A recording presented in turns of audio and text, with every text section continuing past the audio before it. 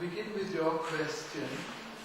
I think when you stand under a certain mythos, a certain horizon, there is no possibility for critical reason to question that horizon. Because that horizon means that world which makes sense to you.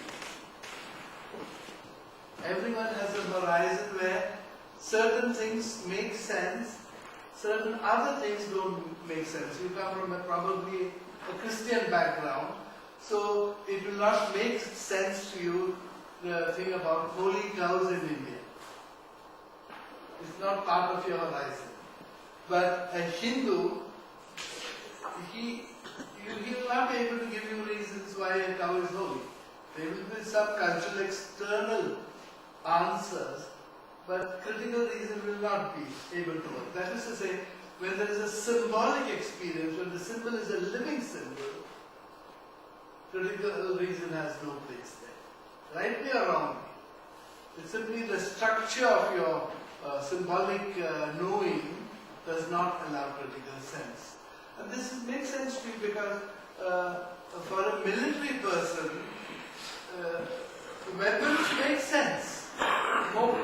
The more sophisticated weapons, the better it is for his understanding of peace. But for a non-violent person who believes in non-violence, it doesn't make sense.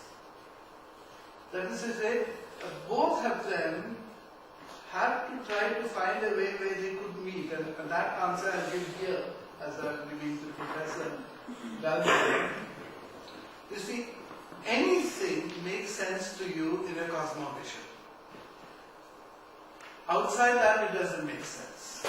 The Buddhist experience makes sense in a Buddhist cosmovision. There is no such thing as universal making sense. You could have brighter horizons, yes, it makes sense. Certain things are like that, like the peace horizon is becoming broader and broader. But people who are for the military, they have a different understanding of peace. They think the more sophisticated your weapons, the more chance peace has. But this is not what the peace people would be talking about. So coming to the Trinity, it is a certain Christian horizon where Father, Son and Spirit make sense. Okay? But your question is more than that. Then why do you bring in the cosmic, the human and the divine? I have always asserted that people who live in monocultural worlds will never understand Panicare. Because the horizon is not there. And so this Cosmotheandric thing is an attempt to broaden the horizon.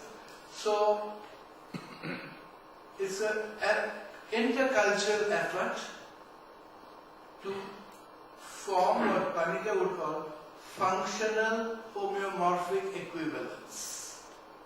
They are not equivalence but functional equivalence.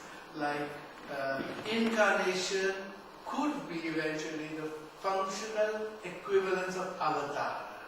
But Panicare is not saying incarnation is avatar.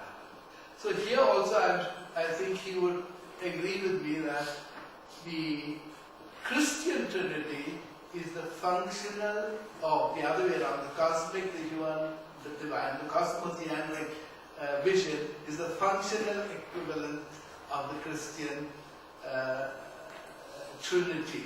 And it's an effort at intercultural expansion, understanding of intercultural expansion.